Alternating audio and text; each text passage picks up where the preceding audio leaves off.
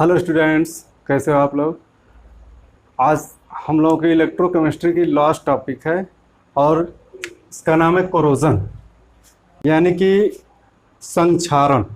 और संक्षारण का अर्थ होता है कि किसी भी मेटल की सरफेस या तो धीरे धीरे क्षरण होना या फिर धूमिल होना, मलिन हो जाना, कलुषित होना। तो आज की इस टॉपिक में मुख्यतः हम लोग लोहे के संक्षारण को पढ़ने वाले हैं और लोहे के संक्षारण को हम लोहे पर जंग लगना कहते हैं, रस्टिंग ऑफ आयरन। तो हमारे संक्षारण की डिफिनीशन क्या है, इसको देखो। वातावरण की मंद व स्वतः प्रवर्तित क्रिया द्वारा धातुओं की सतह का धूमिल होना या नष्ट होना संक्षारण कहलाता है। जैसे एग्जाम्पल के तौर पे है लोहे पर जंग लगना, तांबे व पीतल पर हरे रंग की लेयर का जमना, या फिर चांदी की चमक का कम हो जाना। तो ये सब क्या है, किस कारण से? संक्षारण के कारण से हैं। और इनमें सबसे प्रमुख क्या है? लोहे पर जंग लगना। बाकी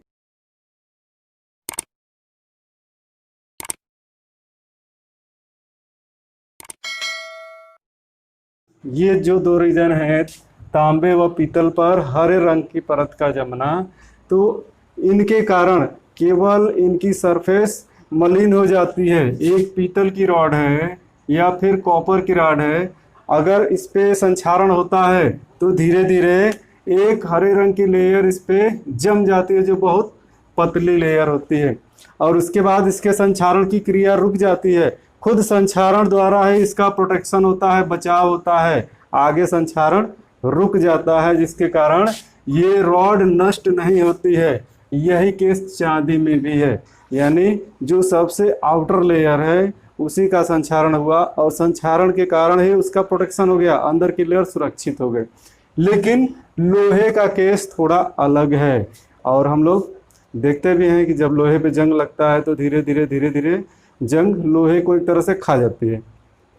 तो क्या होता है, लोहा धीरे धीरे नष्ट होना शुरू होता है। जैसा कि तस्वीरों में हम लोग देख पा रहे हैं कि लोहे की भिन्न भिन्न वस्तुएं हैं और इन पे जंग लगा है, और जंग से किस प्रकार ये खराब हो रही हैं एकदम। तो सबसे ज़्यादा महत्वपूर्ण क्या है? लोहे पर जंग लगना।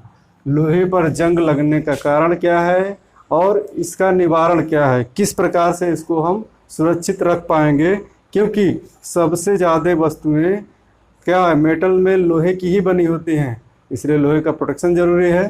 तो हम लोग लोहे पर जंग लगना पढ़ने वाले हैं, रस्टिंग ऑफ आयरन। यह किस कारण से होता है? तो सबसे पहले तो हम इसमें लिख दे रहे हैं कि नमी व वायु की उपस्थिति में लोहे पर जंग लगता है। लोहे पर जंग लगता है। और दूसरा है, जंग लगना एक वैद्युत रासायनिक घटना है। वैद्युत रासायनिक घटना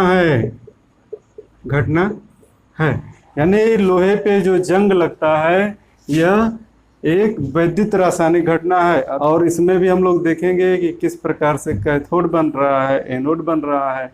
यानी लोहे पर जंग लगने की क्रिया में गैल्वेनिक सेल का निर्माण होता है, इसको भी हम देखने वाले हैं। तो सबसे पहले हम ले लेते हैं एक लोहे की रॉड।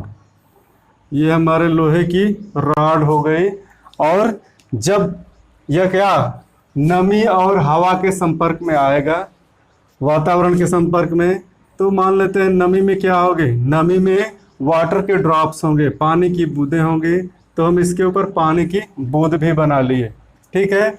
अब इस पानी की बूंद में हम लोग जानते हैं क्या क्या घुले सकते हैं। ऑक्सीजन गैस घुल जाती है, कार्बन डाइऑक्साइड गैस भी घुल जाती है। ये हमारी हो गई आयरन की रॉड, ये Fe रॉड है, और ये वाटर ड्रॉप है, वाटर ड्रॉप।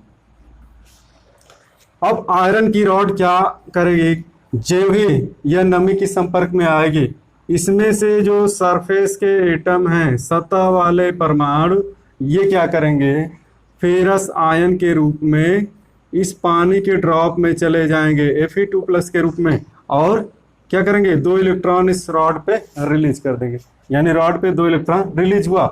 अब खुद ही आप लोग सोचिए, स्वतः सोचिए कि जिस सतह पे ऑक्सीकरण होता है, यहाँ कौन सी घटना हो रही है, Fe से Fe2+ बन रहा है और 2 इलेक्ट्रॉन लूज हो रहा है।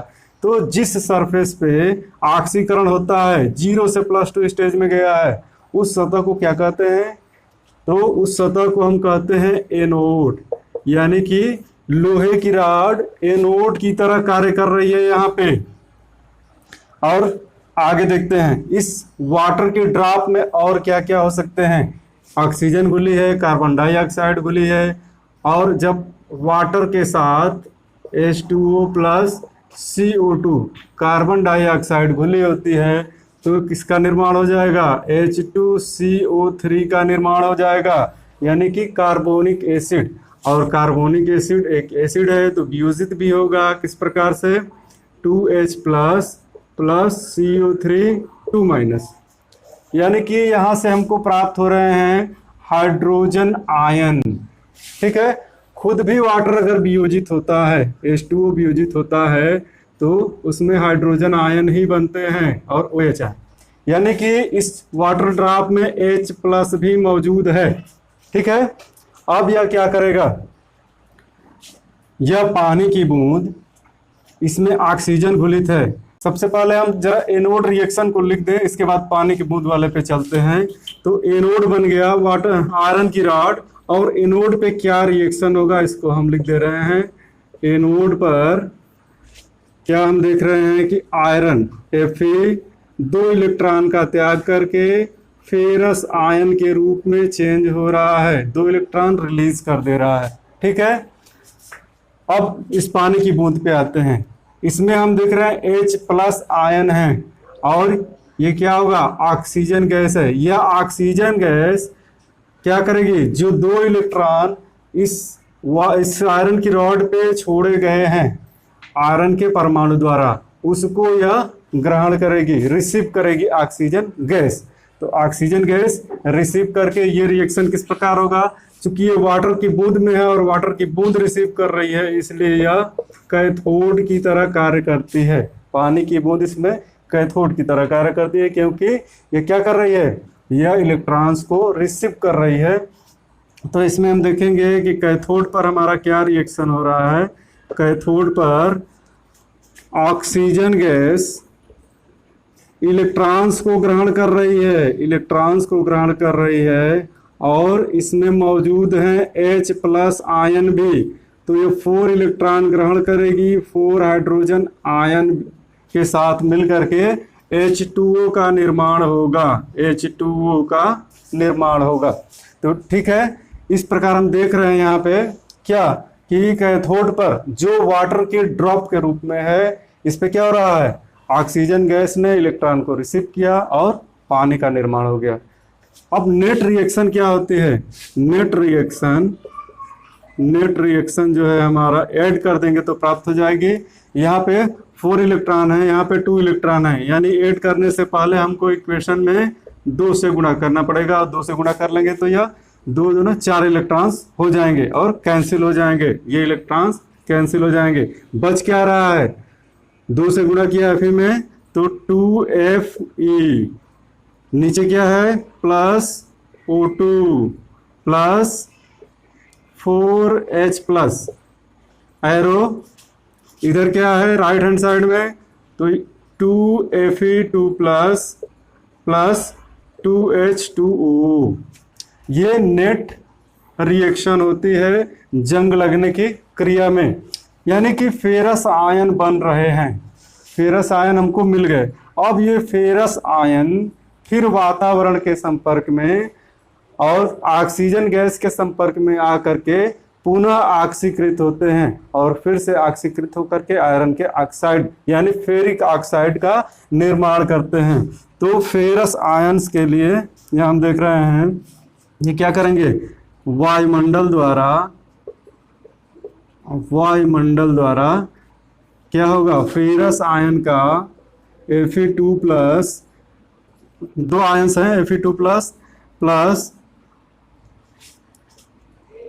Half O2 plus 2H2O arrow, और यहाँ से हमको बनता हुआ दिख रहा है आयरन का ऑक्साइड, तो Fe2O3 plus 4H plus hydrogen ion यहाँ फिर से उत्पन्न हो गए अगली रस्टिंग के लिए, यानी फिर से जंग लगाने के लिए हाइड्रोजन आयन यहाँ पैदा हो गए। और ये क्या है, Fe2O3 फेरिक ऑक्साइड, और यही Fe2O3 क्या करता है, H2O के साथ XH2O लिख रहे हैं वाटर के, यहाँ पे कितने मॉलिक्यूल्स होंगे ये निश्चित नहीं है, उनके साथ मिल करके ये बना लेता है Fe2O3 इंटू XH2O, और इसको हम कहते हैं hydrated ferric oxide, hydrated ferric oxide,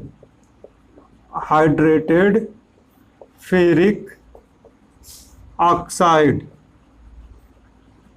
और यही हाइड्रेटेड फेरिक ऑक्साइड ही लोहे की जंग होती है, यानी Fe2O3 इंटू XH2O, यही जंग का सूत्र है, जंग रस्टिंग का, रस्ट का यही फार्मूला है Fe2O3 इंटू XH2O।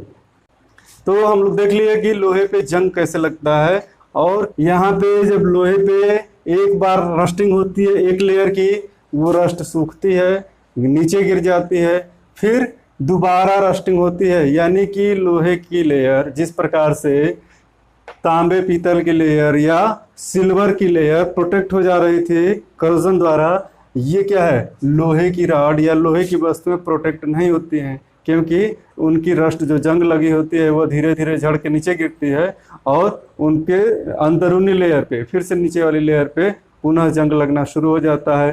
तो इस प्रकार लोहा हमारा धीरे धीरे नष्ट होने लगता है।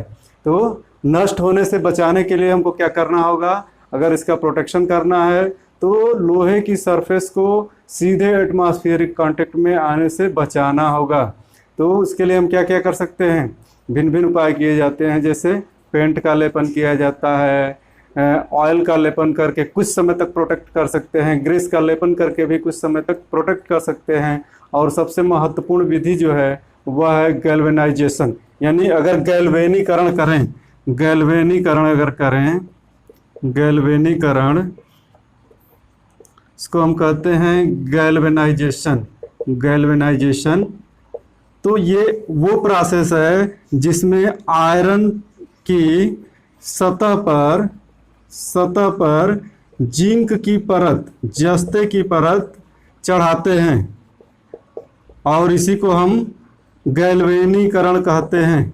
इसमें क्या किया जाता है, जैसे कि हम देख पा रहे हैं फिगर में कि रस्टिंग, एक पहले आयरन है जो गैल्वेनीकरण जिसका नहीं हुआ है, लेकिन गैल्वेनीकरण के बाद किस प्रकार से उसकी सरफेस चमकदार हो गई है और अब उस पर रस्ट नहीं लग सकती है। तो गैल्वेनीकरण में क्या करेंगे, जिंक को एकदम मेल्ट कर देंगे, गर्म करके मेल्ट किया जाएगा बड़े बड़े टैंक में, और उसमें लोहे की वस्तुएं डुबा के निकाल ली जाएंगी, तो उन पे एक जिंक की लेयर चढ़ जाएगी और उनका फिर करोजन रुक जाएगा, उन पे जंग नहीं लगेगी। तो ठीक है, हमें उम्मीद है आप लोगों को ये टॉपिक पसंद आई होगी, और मैं आपसे एक बार फिर अपील करता हूँ, वीडियो को लाइक करें, शेयर करें, चैनल को सब्सक्राइब करें। और आज हमारी इलेक्ट्रोकेमिस्ट्री के सारे टॉपिक्स ख़त्म हो गई हैं, तो ठीक है, थैंक यू।